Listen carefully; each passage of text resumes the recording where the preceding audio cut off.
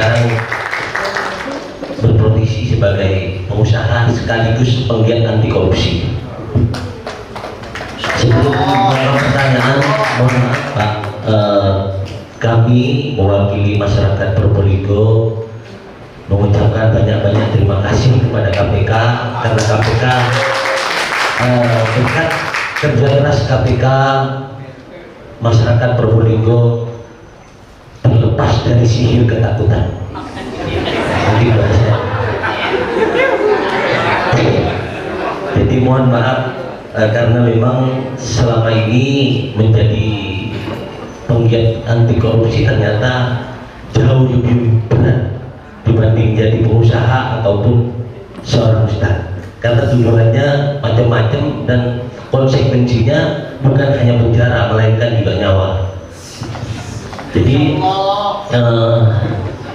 pertanyaan saya mungkin mempersingkat ini, pertanyaan saya, langkah apa kira-kira yang dilakukan KPK agar memberikan motivasi mempermudah peran serta masyarakat untuk menjadi pelapor, kemudian melindungi daripada hak pelapor tersebut, mengingat masyarakat ataupun adik-adik kita mahasiswa bukan tidak bisa atau tidak berani untuk mengadukan atau melaporkan kepada KPK, namun fakta di lapangan intervensi sangat luar biasa.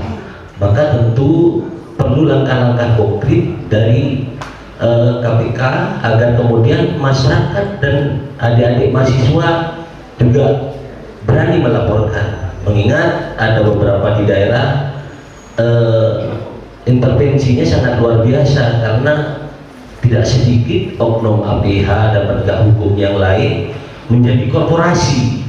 Nah itu yang kemudian harus ada motivasi. Yang kedua, tadi ada titip pertanyaan dari masyarakat Probolinggo, Pak Dokter, perihal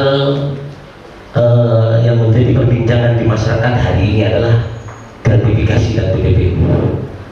Apakah masyarakat yang menyimpan, menyembunyikan atau menerima transfer sesuai dengan pasal TPPU, akankah mereka juga menjadi tersangka? Mungkin itu saja Pak Dokter. Selebihnya terima kasih dan mohon maaf. Wabillahi taufiq wal hidayah. Wassalamualaikum warahmatullahi wabarakatuh. Waalaikumsalam. Waalaikumsalam warahmatullahi wabarakatuh. Monggo Pak Dokter langsung dijawab. Terima kasih pertanyaannya dari Bupati Lumbung Informasi Rakyat. Oh ya, non APBD ya. Berarti Bupati Inisiatif.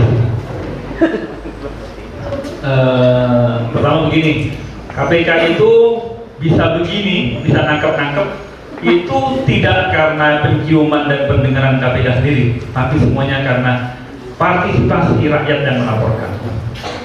Karena itu kami mengapresiasi KPK, kami pun mengapresiasi kepada rakyat yang telah memberikan suara-suaranya dan laporannya.